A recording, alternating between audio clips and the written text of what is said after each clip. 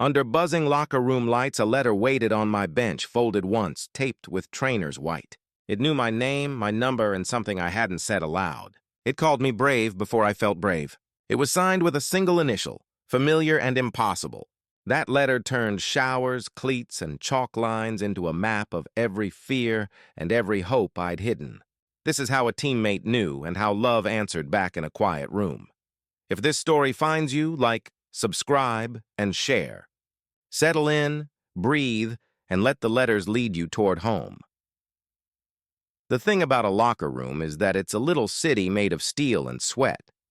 There are neighborhoods, starters at one end, the bullpen guys at another, the trainers in their kingdom of tape and reassuring jokes. The air has a way of holding on to a day. On good days, it smells like leather, pine tar, and detergent. On bad days, it's damp with frustration, heavy with the words nobody says. That day, it smelled like eucalyptus from the trainer's balm and the faint vanilla of old athletic tape. My name is Michael Rivers, but most folks just call me Mike. I was 28 then, a utility infielder for the River City Pilots, a Double-A baseball team with old brick in the stadium walls and new hopes for the season. Every one of us was 21 or older, grown men with stories we didn't always tell. I kept my stories folded tight. I laced them into my cleats, pressed them into the towel around my neck, and I told myself the right time to open up hadn't come yet. I'd been on teams my whole life, and I knew the rhythm. Joke about the weather, argue over playlists, toss a wadded sock into a trash can at the buzzer, and pretend the locker room is just another hallway on the way to a game. But that morning, before our stretch and our briefings and the extra reps, I found a letter taped to my locker door. It wasn't fancy, just white paper folded once, the kind of thing a trainer might use to label a bag of ice. The tape was that cloudy white that sticks to everything and somehow still peels off clean if you speak to it kindly. I didn't think anything of it at first. Guys get notes sometimes. Reminders from a coach, a scribble about media or a meeting, a don't forget the rain jacket when the forecast breaks our hearts. But the name on it, my full name, wasn't in Coach's type block letters. It was something else. Smoother. I stood there holding it, the room bustling behind me, the sound of laughter ricocheting off lockers, someone clapping the music up higher. I opened it, Mike, it said at the top. Just that, no nickname. The lines were careful, the letters pressed into the paper a little harder on the curves, like the writer wanted to make sure they didn't waver. Some days, the letter read, the bravery is just showing up. I see you show up, not the stats. Not the jokes, you. The way you guard your quiet. The way you offer a laugh to someone who needs it. The way you pick up a bat for a kid on the rail because you remember what the rail felt like. Some days, the bravest thing is to be honest. When you're ready, I hope you know somebody's here who will still be here when the words arrive. Signed, J. That was it. No lecture, no ask. Just the promise of a listener and a single initial. I folded the letter again. The paper warmed from my hands and something in me trembled. Like a wire in a storm you can't see. Like a cord trying to land. J. I ran through names in my head as if I were calling the lineup. Jack, Josh, Juan, Jordan. We had a lot of J's on the Pilots. One of them, I thought, wrote like someone who had a careful heart. If you're listening now, maybe you know what it feels like to carry something you think you can't say aloud. Maybe you've told yourself you're fine, it's fine, things are fine, the way we do in the American style of keeping it together. I grew up with a good dad who believed in kindness, and a mom who believed in lists, and both of them believed in me. But even with all that believing, I had learned to tuck parts of myself into corners. I had learned to protect my private life like it was a draft pick we hadn't announced. I'm gay. That's a simple sentence, right? 2 words and a beat. But for me, the beat stretched across years of locker rooms and road games and Sunday dinners where I changed the subject. It was not that I didn't trust my friends or teammates or family. I did. It was the stories I'd heard about other guys, the whispers I'd caught across tiled floors. Sports had taught me so much about courage and so much about team. But it had also taught me where laughter sometimes turned sharp. It had taught me what silence could cost. So the letter ached and soothed at the same time. Somebody sees me, I thought. Somebody sees the quiet I didn't think showed. Someone wrote bravery like it belonged to me. That should have felt like a victory. Instead, it felt like a doorway I wasn't sure I deserved. I tucked the letter behind the framed photo of my niece Maggie stuck inside my locker. Her little hand was frozen mid-wave. I touched the corner of her picture and took a breath I didn't know I was holding. Practice was on the schedule. Life was too.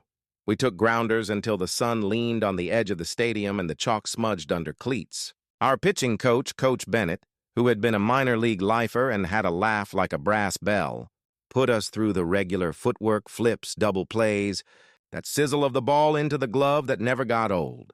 I watched the pitchers run their poles on the outfield warning track, steady and even. One of them was Jordan. Jordan Alvarez had a left arm that made hitters guess wrong.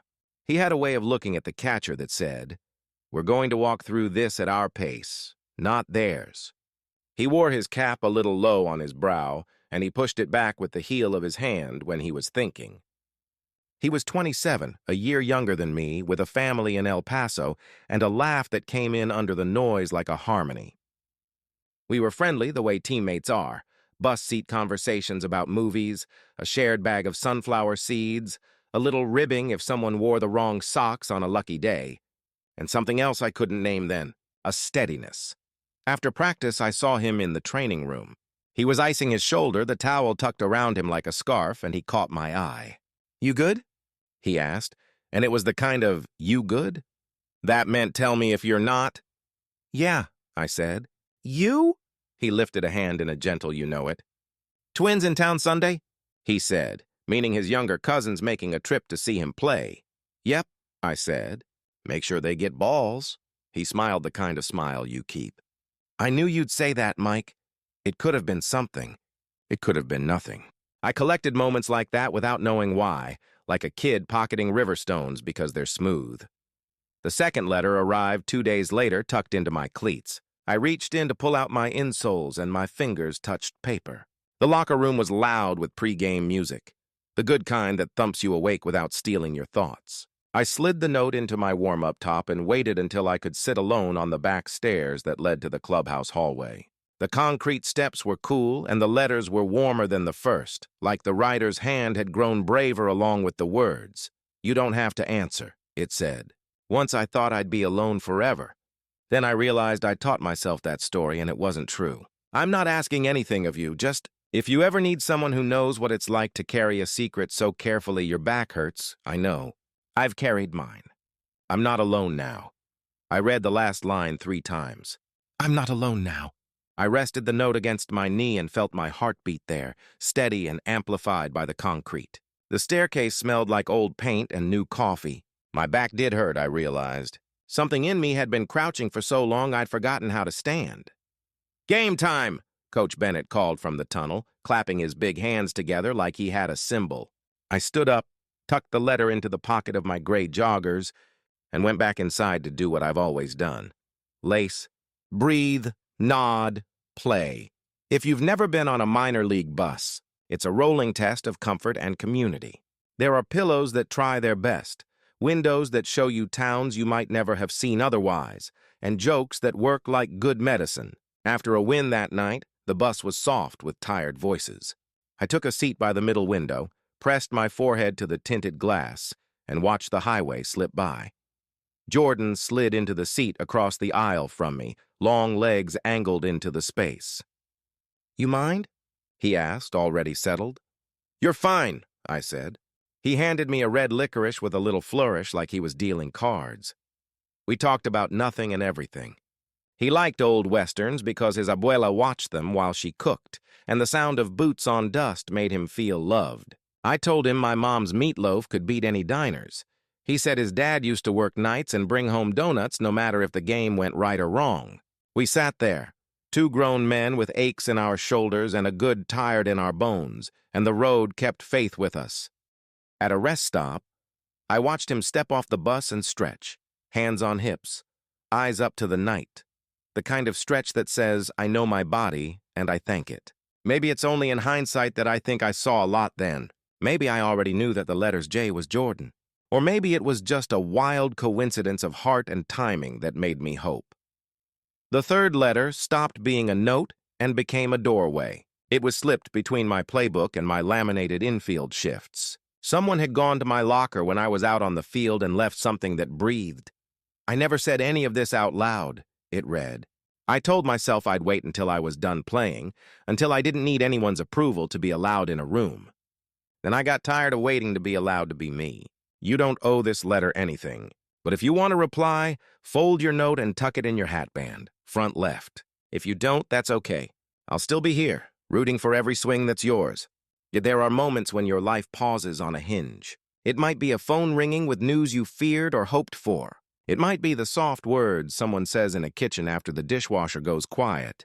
For me, it was the feel of the paper in my hands and the quiet in my chest after I read, "I'll still be here." I took a breath that felt like spring air after a long winter and thought, I can't keep crouching, I wrote back in a careful hand. The way my third-grade teacher taught me when we exchanged letters with kids in another state. Jay, I wrote, I don't know how you knew what you knew. Maybe I showed it, and I thought I didn't. Maybe you're good at seeing. I've been scared. I don't want to be brave. I want to be okay. I'm gay. I'm there. I'm here. I'm not good with saying this, but I hear you. If you're serious, I'm ready to talk when you are. I folded it 3 times and slid it into my hatband, front left. My stomach did that elevator drop, like when you crest a hill in a car and the world goes quiet for a second. I went about the day like nothing had changed because that's how you survive. But everything had. Every catch in my glove felt like a door unlocking. I couldn't stop looking toward the back of the bullpen where I knew Jordan would sit between innings and watch the game like it was a puzzle he could solve with enough patience. After the game, my hat sat on the top of my locker, brim up. A note was tucked under it like a secret waiting for permission. My hands shook in a way that would have embarrassed me at any other time. I pulled the note free. I didn't have to read the first line to know. I knew, it said. Before the letters, I knew. The way you watch people's eyes when they talk, like you're looking for the true thing they're saying instead of just the words. I didn't want to be wrong, and I didn't want to put weight on you. I waited. Then I stopped waiting. Underneath the signature, J, was a line drawn with a quick, nervous stroke. A bench laugh rose and fell on the other side of the lockers. I turned the note over. Can we walk? It said. The stadium emptied the way stadiums do, slow then all at once. The lights hummed to that lower pitch they take on after the crowds are gone. We met by the maintenance door where the paint always peeled. He wore a hoodie with our logo and a cap with a smudge on the brim from where he pushed it back when he was thinking. He looked like Jordan, except his eyes were softer around the edges, not because he was unsure, but because he was sure and it was tender. You? I said, even though I knew. Me, he said, and smiled. He let his hands hang open, palms empty, like he wasn't going to make a move without my say.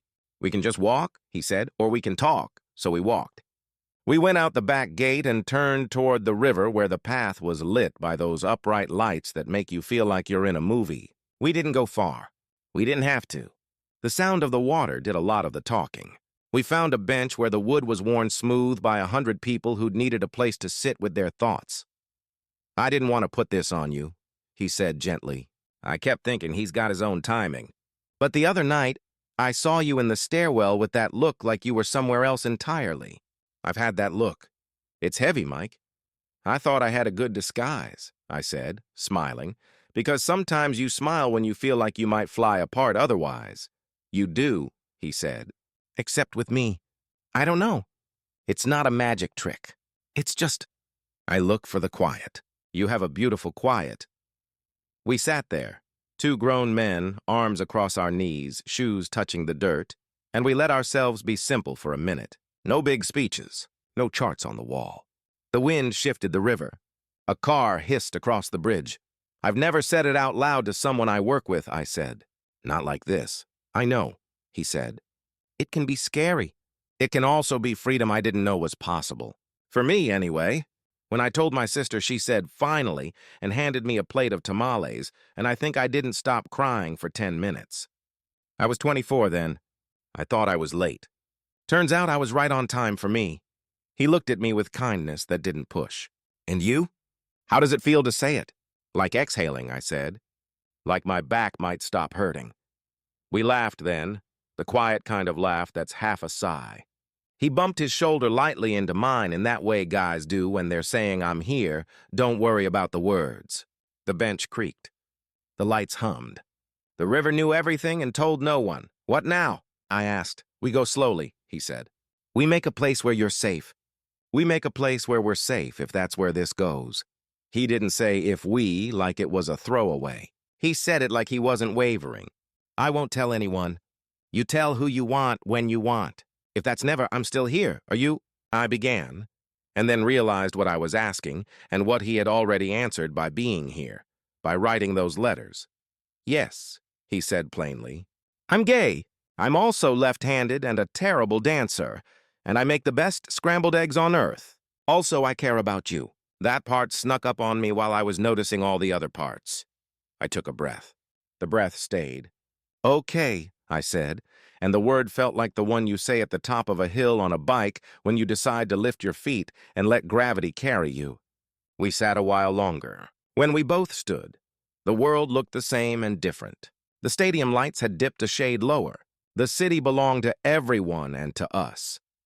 From then on, the letters became an anchor we could touch even when the water got choppy. We wrote when we couldn't say.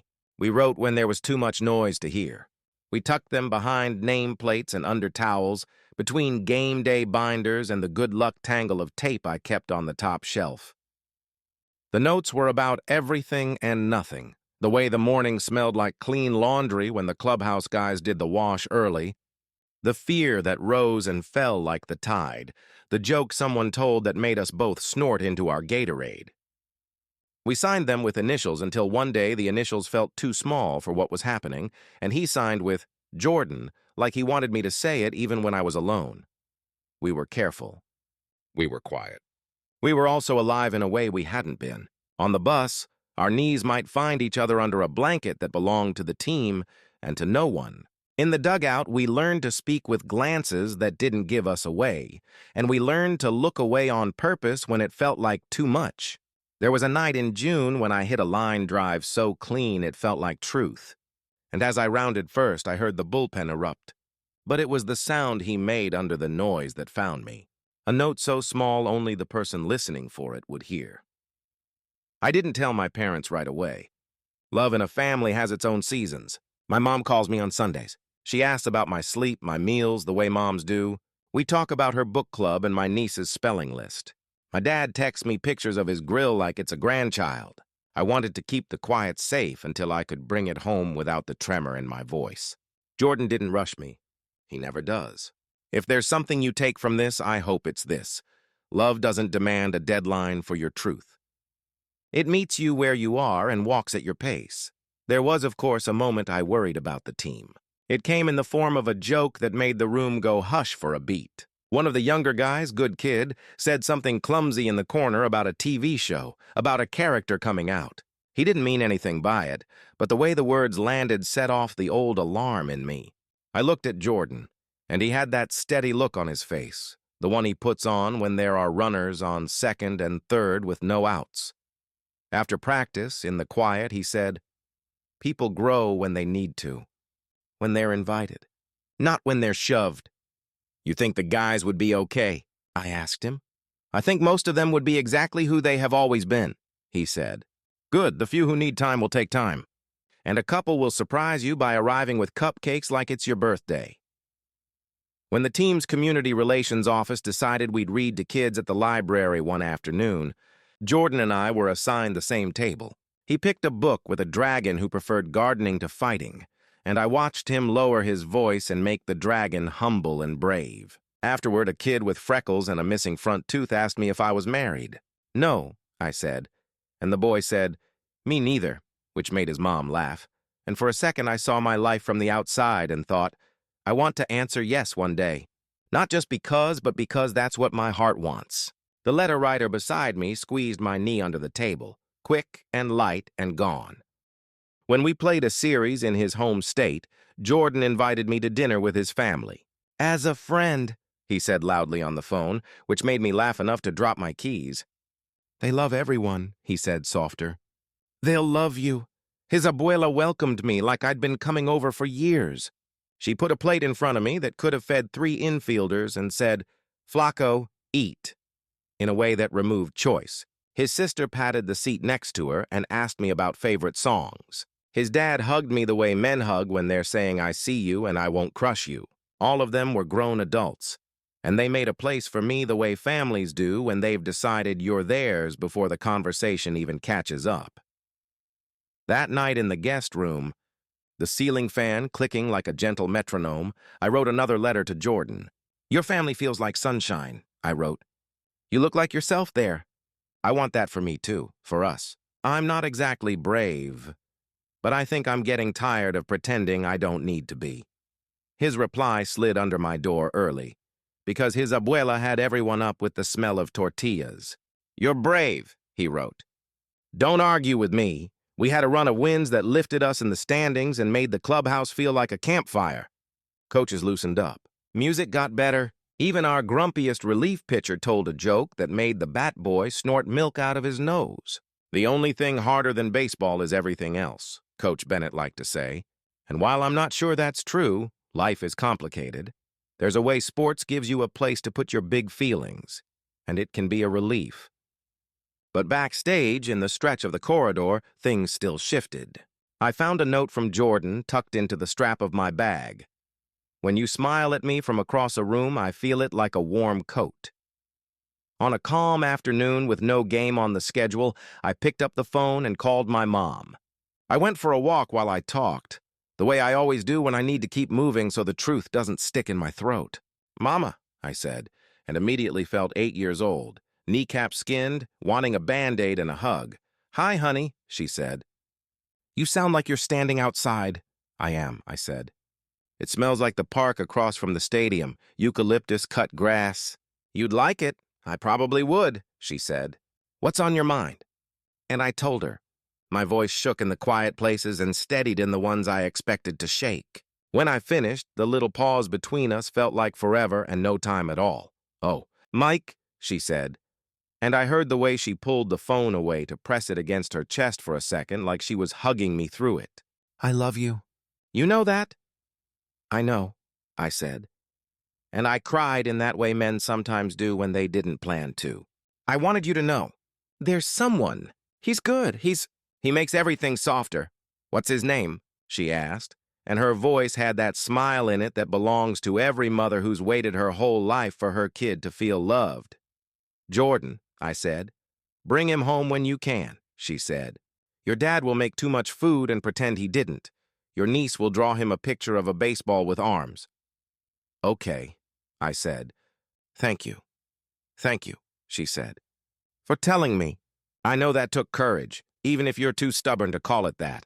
I told my dad the next day, and he was quiet for a breath that felt like an old church. "Well," he said, "is he an Astros fan?"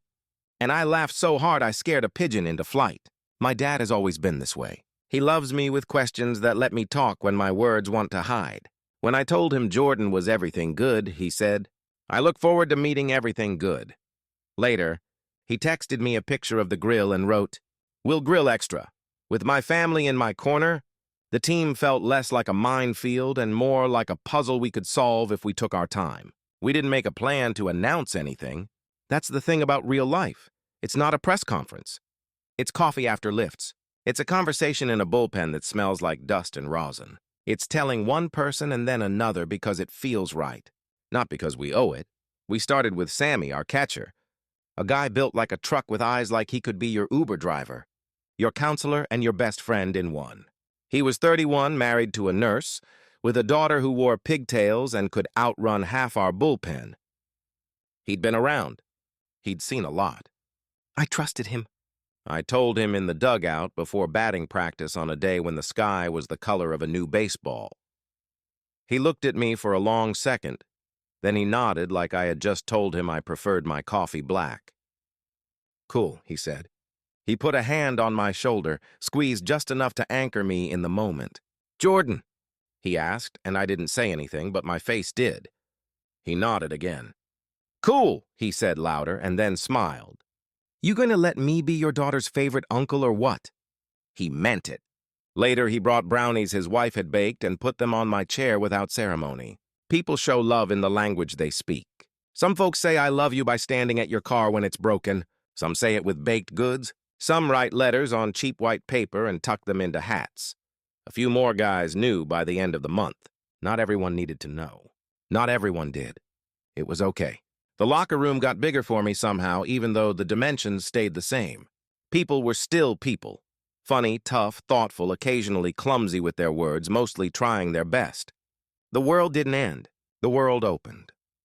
On the field, I played better. It wasn't magic. It was the kind of better that happens when you're not running a second story in your head at all times. The bat felt like something I held with my hands, not my jaw. The ground balls came in at the same speed they always had, and my feet knew what to do without that extra half-second of self-doubt. Confidence is quiet. It doesn't need a parade. It just clears the furniture from the hallway so you can walk without bumping your shin. There was a night in August when everything came down to one at-bat. We were tied with a division rival in the ninth, 2 outs, 2 on. The stadium lights had turned the night silver. The crowd was loud in that way that becomes a blanket. I stepped into the box and told myself the same thing I always do: see the ball. I fouled off a pitch that would have broken a window if it had felt like it. I took one that missed low. I breathed. The next pitch came in, and it looked like a sail. I swung. The ball went to the gap with that sweet sound that makes time bend. I rounded first, rounded second, looked for the coach's windmill arm, and then it was done. We won. My teammates piled me in a dog pile that didn't quite crush my ribs. Somewhere in that pile, someone kissed the top of my helmet, and I don't know who, but I like to think it was Sammy being dramatic. Later, in the quiet of my locker, while the noise of victory hummed in the hall, I found a note. Proud of you. For more than the hit. Jay. I don't know how to tell you what happened next without turning it into a movie, but it wasn't dramatic. It was every day. It was small moments that added up like change in a jar. Jordan and I learned the timings of each other's mornings. He liked coffee before showers. I needed the shower to wake my stubborn eyes. He learned I sing a little when I cook eggs. I learned he hums when he reads. We sat on long bus rides with our shoulders touching under blankets. We watched old movies on our phones with one earbud each because it felt like sharing a secret. We didn't rush for labels, but we knew what we were. We were 2 grown men who had found each other in a place not known for gentle things and made a gentle place anyway. We didn't kiss in the locker room. We didn't hold hands on the bus. We didn't need to perform to prove what we had. But there were nights, in my apartment after an away series, when we sat on my balcony with a blanket over our legs, and the city sounded like a lullaby. One of those nights, with the wind nudging the fern on the railing and the smell of someone grilling 2 floors down making me think of my dad, he took my hand. Can I? He asked, like a gentleman from a different era, and I said yes, always, yes. The first time we kissed, it was as simple and as necessary as drinking water after a long, hot day. It wasn't fireworks. It was a soft opening. It was hello said with breath and care. He tasted like mint and sunlight. We pulled back and looked at each other and laughed in that way you do when you're so relieved you might float. We kept writing letters, even as the talking got easier. It became a sacred thing, a way of checking in below the noise. On the day his elbow barked a little too loud and his face tightened in that worried way pitchers get, he left me a note. I'm scared. I don't want to say that out loud, but it's true. I know my body, but sometimes my mind runs ahead. If you see me staring, I'm reminding myself that I'm okay. Please remind me again, I wrote back. You are okay. If anything changes, we deal with it together. Your arm is not your worth. You are more than that lefty magic. When my old high school buddy sent me a text that was a little too curious and not kind, the old fear flared. I wrote it out instead of letting it stew. Sometimes it feels like a million tiny tests, I wrote. Like I'm supposed to pass them with humor, with people-pleasing, with charm. I don't want to. I want to rest. He wrote back, rest with me. The world can be loud. We can be quiet. You don't have to greet every question with a parade. We met people where they were. We kept some circles small. We widened others.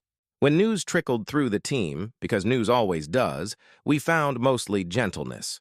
A couple of guys tiptoed around their language for a while and then relaxed. A coach told me his brother's story, a tender thing he'd never shared.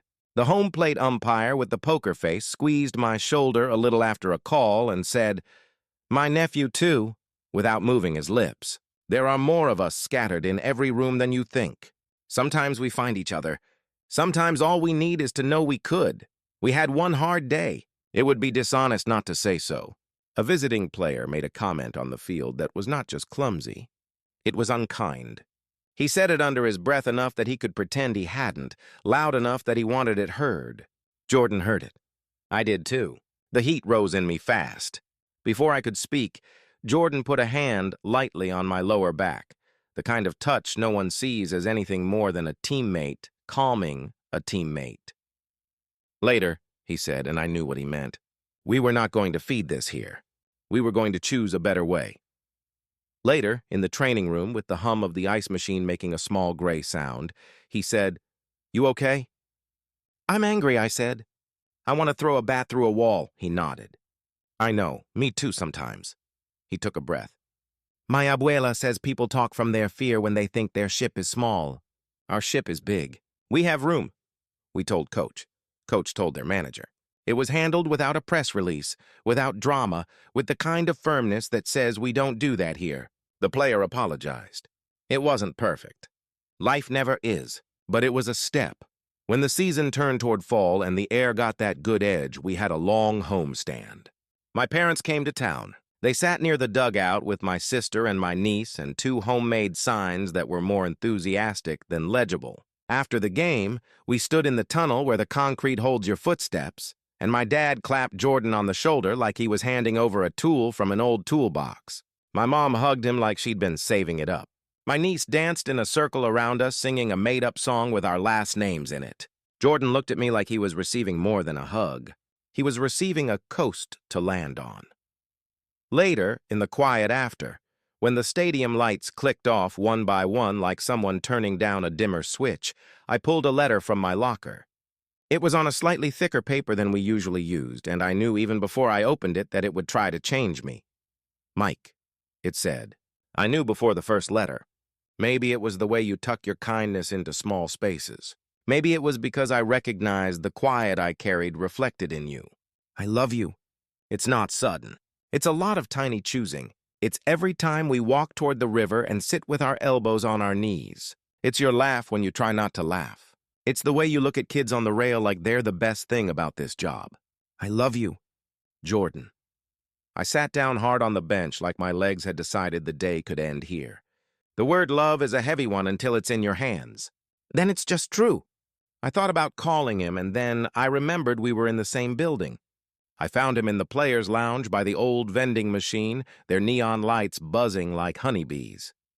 He stood up, and his face did that thing where all the muscles look relieved. "Come here," I said, and I didn't care who saw because the who was now our family and our team, people who had chosen us. I hugged him, long and steady, the way you hold a person when you want them to remember this later on a hard day. "I love you too," I said into his shoulder, and he laughed that laugh that starts low, the one that always makes me want to put my hand on his cheek. We didn't move in together right away. It wasn't a test. It was respect for the lives we had built before we found each other. But time does what time does when people keep showing up for each other. And by the next spring training, most of Jordan's books had migrated to my place. And my coffee mugs had migrated to his, and our calendars had started to look a lot like one plan written in 2 hands.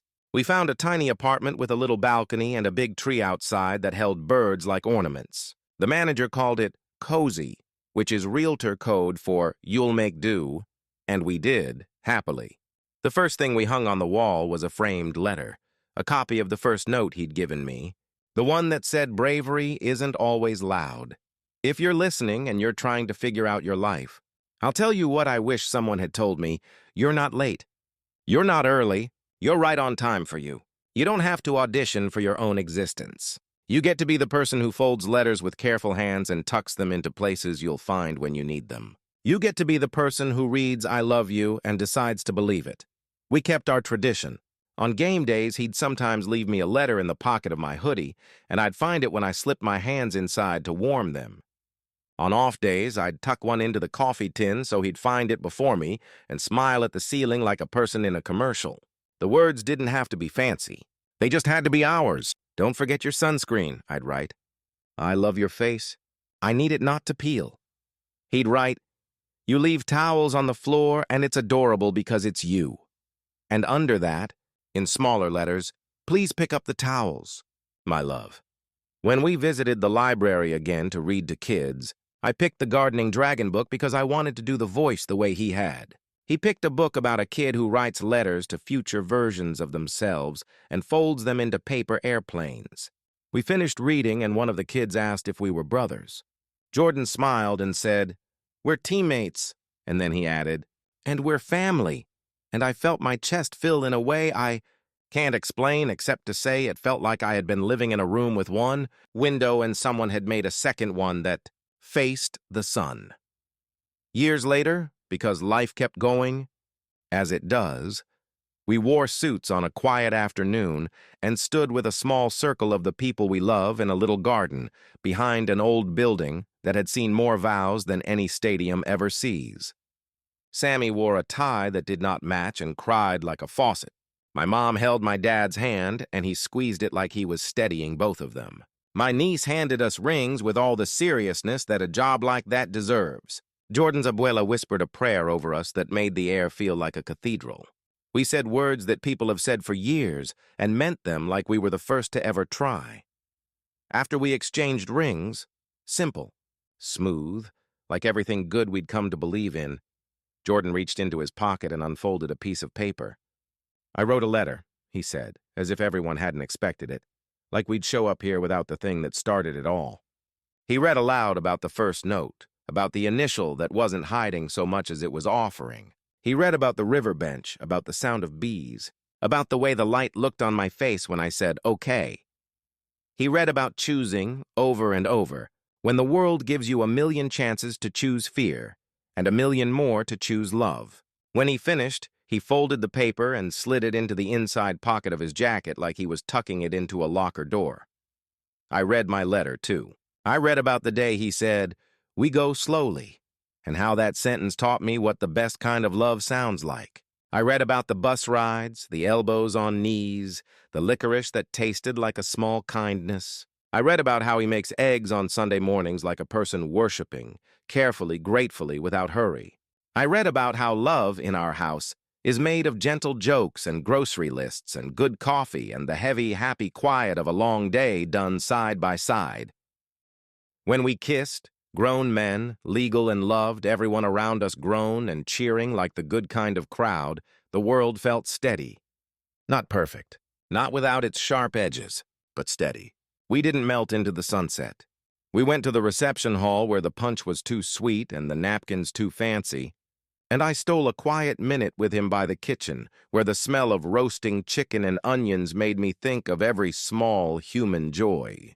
"We did it," I said, and he said, "We keep doing it," and we laughed because that's the truth they don't sell you with the cake. You don't arrive. You keep going. You keep choosing. At home, we still tape letters to each other's doors sometimes, not because we can't speak, but because writing is its own kind of love.